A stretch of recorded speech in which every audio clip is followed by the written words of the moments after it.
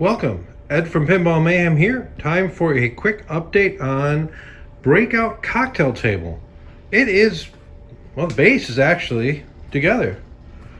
I have one mistake, which I'll show you in a second, that I got to fix before I start putting the top on. But I have the coin door in. Well, there's a few minor things I still got to tend to. And the reject buttons were really rusted, so I'm going to make new ones out of stainless. Eventually I'm going to turn them. I ended up cleaning this up as much as I can. I have a broken wire here I need to tend to, put a new end on. And these coin mechs, I'm just going to put different ones in that are not rusted and crappy looking. But you see these levers, they're supposed to be a shaft with a spring, a C-clip. I'm leaving those out for now. As far as the window in here, I'm going to get some reproductions made eventually. This cover, which was originally galvanized like this, was pretty rusted.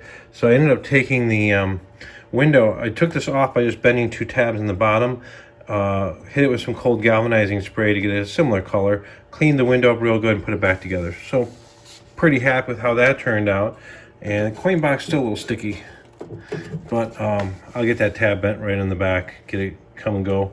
But that's the coin door. The coin door was painted by my friend at the same time he painted the metal frame, which now that you see, you don't see much of the metal frame. You see the coin door has some rust pivots and divots and stuff. And originally it's supposed to be more of a satin, but I went with the color that he was painting because it looks good for what I'm doing. This is nowhere near going to be a restoration because not everything is 100% correct or original.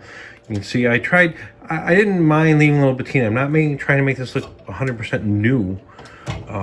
And the bolts I ended up cleaning up, finding the best ones I had, 1024 bolts, and filed them down and painted them shiny black. On the inside, let me move around a little bit. I'm going to take this back cover off. I think I only got one screw on it, or one of those. Let me put this off to the side. Okay, so the back, what did I do inside here? Well, I ended up scraping off, I used the original zip tie pads as much as I could. I ended up scraping off the foam off the back, cleaned it real good and put them back on. Now I kept the original sides because I had the left and the right side in the front. I didn't have the back cover, the one I just took off. And I kept the original sides, and I made note of where, because it ripped the paint off the inside where these were. So I tried to get everything as correct as possible, but within respect that I don't have the filter board down here. There's a board that goes over this this box, supposed to screw in, and it actually has a connector that plugs into the breakout board, and then this would plug into the top, allowing this cord to be a little shorter. Notice a little tight here, so I ended up having to just give a little bit more slack. Now this plug here goes to the top cover, which hinges right here, which has all the control panels essentially, and the monitor cable just hangs loose in here.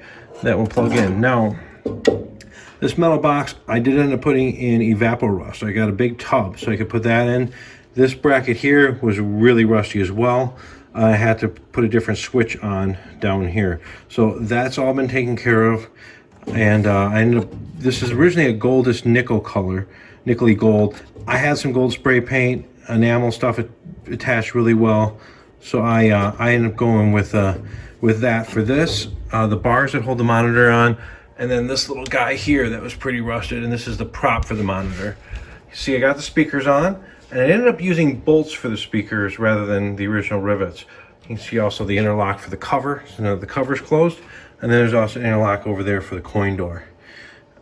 Now, this board was real rotten. I had to replace that as well. I used the original one as a template, put that down, and I kind of measured to get everything as much as I could, keeping in mind that this was factory built, so some things weren't as square as maybe I wanted them. This transformer was pretty rusty. I just carefully taped it off and painted the top and the sides on the other board. Cleaned up everything. Now my mistake. This cord had a plug in it before. It's supposed to be hardwired in. I hardwired it in. I put two zip ties. I screwed this cover down, which is awesome. And then I flipped it up because on the bottom of my friend's cocktails, all the early serial number Breakout cocktails I've seen, and my tank, which is from 1975, this is 76-ish. The tank came out in 74, but the cocktails were made in 75. All have a hole about that big on the bottom to pass the power through. This one does not. I had it all together, put it all in. I'm like, okay, all I gotta do is pass the power out, I'm done. If you look right down there in the side, a little bitty hole, which this has to go through. Right down there.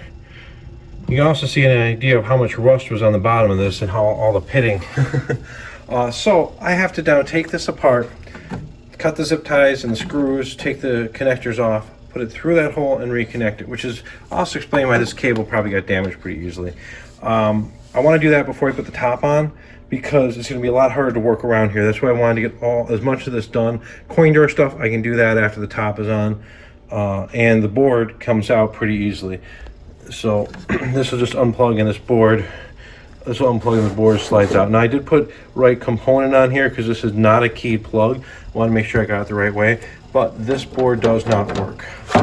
And because I may have to repair another one of those for a friend, I got that on there. So I am, you know, if I trip across a working Breakout board for cheap enough, I'll buy it, have a spare. Because I only have one board, I don't even have a spare. Hopefully I can get that fixed. But that's not concern now, because I know my wiring is good.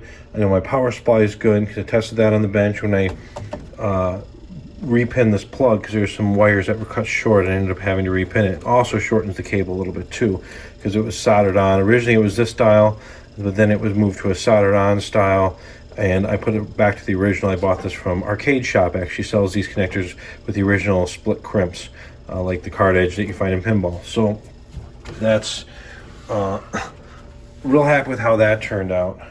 I got my nylon leveling feet so I can move it. But keep in mind, this base was really, it had a lot of water damage in it. I'm so happy that it's coming this far along. Actually, looks like a respectable game. So if you look at the sides here, you can see where rather than rivets, I ended up painting screws. I found some, friend hooked me up with some 632 carriage bolts that were already painted black, and they had these small heads in them. They were perfect for what I needed. And then I drilled the holes to match. And now let's go over the speaker. Now keep in mind, the speaker holes would line up, but the speaker originally was crooked. So keeping the original panels, that's why you don't throw anything out until you know you're absolutely done and happy with it. So I use the original panels to see where the two screw holes were. There were only two. And then I had also taken a picture and marked which one. I put a little black line on one of these spades, and which one went to the yellow was not the black. So there's a little yellow dot on the speaker, and I put a little black line on the spade connector that was not the yellow. And I took a picture of me unplugging it. So I found that picture, realized I had one of these wrong.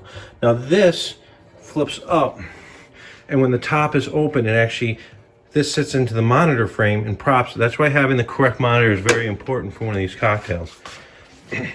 And you know, I know the paint's gonna get scraped off and everything, but you know, not everything is 100% new looking. Like, you know, there's dirt on that. I'm not sitting here and scrubbing down every switch, but that is the Breakout cocktail.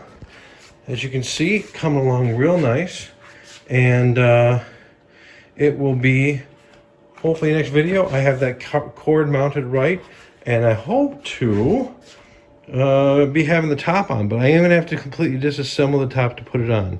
It's going to be interesting. So thank you for watching, and stay tuned for the next update.